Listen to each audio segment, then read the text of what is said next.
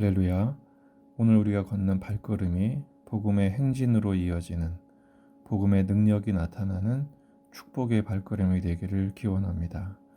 오늘 말씀은 빌립보서 1장 12절에서 18절입니다. 형제들아, 내가 당한 일이 도리어 복음 전파의 진전이 된 줄을 너희가 알기를 원하노라.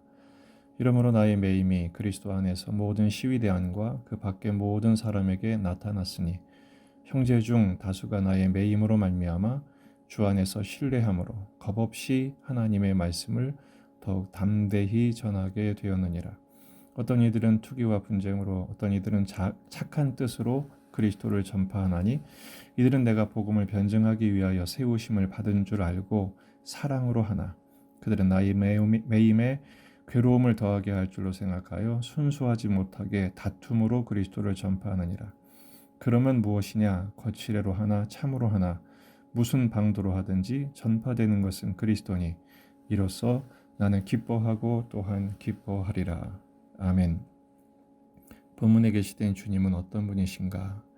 매임이 오히려 기쁨되게 하시고 갇힘이 도리어 진전되게 하시는 분이십니다. 12절에 내가 당한 일이 바로 로마 감옥에 갇힌 투옥된 일이죠. 이것이 오히려 복음 전파의 진전이 된 줄을 너희가 알기를 원한다. 이렇게 말하고 있습니다. 바울이 감옥에 갇힌 것이 오히려 진전이 되었다는 것이죠. 시위대 안과 밖의 모든 사람들에게 이 복음의 진전이 나타났습니다. 그 결과가 뭐죠? 형제 중 다수가 나의 매임으로 말미암아 주 안에서 신뢰함으로 겁없이 하나님의 말씀을 더욱 담대히 전하게 되었다라는 것입니다. 뿐만 아니라 바울을 시기했던 사람들, 바울이 매임이 오히려 괴로움에 더할 줄을 알고 그들은 투기와 분쟁으로 복음을 전했습니다. 선한 동기로 복음을 전했던 사람들은 착한 뜻으로 바울을 도우려고 더욱 겁없이 담대하게 복음을 전했죠. 결국은 2배가 됐다는 것입니다. 거칠애로 하든 참으로 하든 무슨 방도로 하든 그리스도가 전파되는 일이 2배나 되었으니 나는 기뻐하고 기뻐한다 라고 고백한 것입니다. 바울이 감옥에 갇혀 있음에도 불구하고 밖에 있는 성도들에게 오히려 이렇게 내가 기뻐하고 기뻐한다고 말할 수 있는 절대 기쁨의 원인은 무엇일까요? 첫째, 예수님의 비전을 자기 비전으로 삼았기 때문입니다. 감옥에 매인 것보다, 감정에 매인 것보다 더 위험한 것은 자기 생각에 갇히는 것입니다. 자기 계획, 자기 감정, 그렇다 보니 상대방의 어떤 의도를 갖고 있는지 이런 환경에 빠지는 것이죠. 그러다 보면 우울함, 분노, 억울함 이런 감정들의 지배를 당하게 됩니다. 그러나 바울은 말합니다.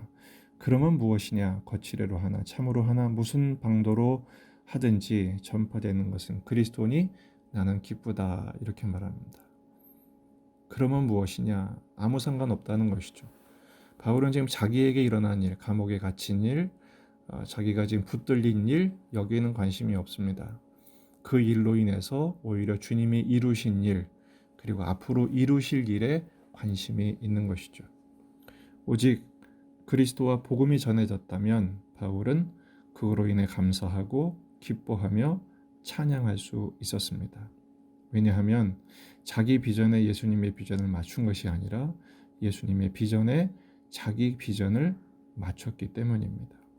빌립보서 1장 20절 나의 간절한 기대와 소망을 따라 아무 일에든지 부끄러워하지 아니하고 지금 전과 같이 온전히 담대하여 살든지 죽든지 내 몸에서 그리스도가 존귀하게 되게 하려 하나니.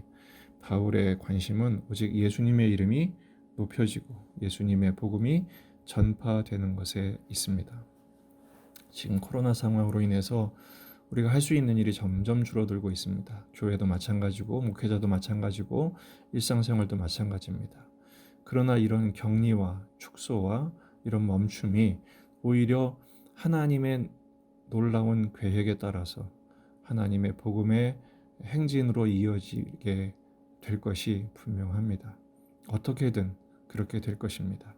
바울이 기뻐했던 2번째 이유가 바로 여기에 있습니다. 하나님의 능력을 신뢰한 것입니다. 우리가 지난번 생각했던 6절 말씀이죠. 너희 안에 착한 일을 시작하신 이가 그리스도 예수의 날까지 이루실 줄을 우리는 확신하노라. 이 착한 일이 뭐죠? 구원의 역사입니다. 복음의 행진이죠. 바울은 지금 감옥에 갇혀 있음에도 불구하고 하늘을 보는 눈을 가지고 있습니다. 하나님의 능력을 신뢰하는 안목을 갖고 있었습니다. 형제 중에서 다수가 겁없이 더욱 담대히 복음을 전하게 된 것처럼 바울은 감옥 안에서도 겁없이 하나님의 역사하심을 선포하고 있는 것이죠. 어떻게 해야 이런 담대함과 이런 안목을 가질 수 있을까요? 자기 생각에 갇히지 않는 것입니다. 이기적인 계산에 갇히지 않는 것입니다. 감정에 붙들리지 않는 것입니다. 오히려 하늘을 바라보며 하나님의 일하시는 손길, 하나님의 일하시는 역사의 그 구원의 흐름을 읽어내는 것이죠. 그리고 그것을 반드시 이루시는 하나님의 능력을 신뢰하는 것입니다. 고린도전서 2장 4절에서 5절 내 말과 내 전도함이 설득력 있는 지혜의 말로 하지 아니하고 다만 성령의 나타나심과 능력으로 하여 너희 믿음이 사람의 지혜에 있지 아니하고 다만 하나님의 능력에 있게 하려 하였노라. 아멘. 사람의 지혜와 사람의 능력이 아니라 오히려 전도라는 어리석은 방법이 하나님의 능력과 하나님의 지혜를 드러내는 놀라운 도구가 되는 것을 바울은 믿고 있었던 것입니다. 바울의 오로지 관심은 오직 주께 받은 사명, 복음을 전하는 일, 주님만 높이는 일이었습니다.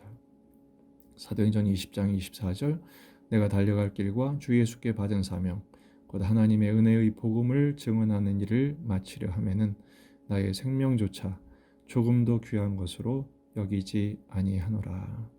흔들리지 않는 것이죠. 비바람이 앞길을 막아도 나는 가리, 복음의 길을 가리. 감옥에 갇혀도 오히려 복음의 능력은 자유케 하니까 하나님께서 하시리라는 것을 믿는 것이죠. 실제로 바울은 마지막 사역을 로마 감옥에서 하게 됩니다. 그런데 자유인으로 사역할 때보다 훨씬 더 많이, 훨씬 더 넓게, 훨씬 더 놀랍게 사역하도록 하나님의 방법으로 인도하셨습니다. 그리고 바울을 보호하셨죠. 우리의 인생도 마찬가지입니다. 이 코로나 역시 우리가 보기에는 지금 모든 것이 부정적이지만 결국은 하나님이 그래서 이렇게 하셨구나라는 고백을 하게 될 것입니다. 바울의 놀라운 고백처럼 그리스도의 복음이 전파되었으니 나는 기뻐하고 기뻐하리라. 이렇게 고백했던 것처럼 우리의 삶이 그런 기쁨으로 채워지길 원합니다. 두 가지 기도 제목입니다. 첫째, 주님의 십자가 복음 비전이 나의 비전이 되게 하옵소서. 둘째, 그 비전을 이루시는 주님의 능력과 복음의 권능을 신뢰하고 또 내 삶 속에서 목격하며 또 삶 속에서 증언하는 예수 증인 되게 하옵소서. 이 기도를 통해서 그리고 이 기도를 실천하는 날이 되시고 또 성탄절도 그 복음의 주인으로 오신 예수 그리스도를 찬양하고 감사하고 기뻐하며 영광 돌리는 복음의 제자들 성탄의 축복을 누리시기를 주의 이름으로 축원합니다.